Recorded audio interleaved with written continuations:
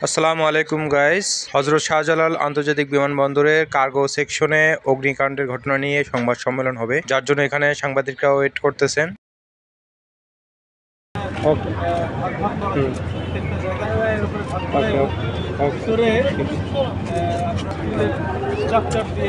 দোতলা পর্যন্ত আছে। এখানে অনেক কম্বাসেবল প্রক্রিয়া ছিল, মানে হ্যাজার্ডাস যে প্রক্রিয়া আছে লোডটা অনেক বেশি, মানে অকুপেন্সি লোডটা অনেক বেশি, যেটার জন্য আমাদের এত সময় লেগেছে।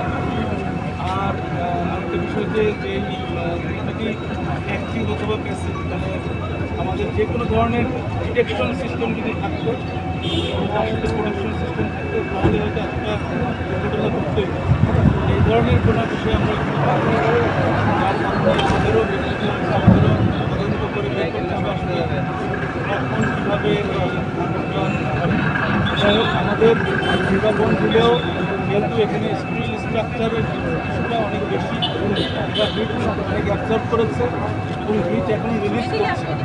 হিট যেহেতু রিলিজ করছে, তার সাথে তার অথবা অন্যান্য ব্যবহার কোনো কারণ নেই, কোনো প্লেন নাই। আর প্লেন যদি হয় তাহলে আমাদের একটা ইউনিট এখানে অবস্থান করবে যতক্ষণ পর্যন্ত আপনারা চালু থাকবে। আশা করছি যে বড় ধরনের কোনো দুর্ঘটনা নাই বিধায় আমরা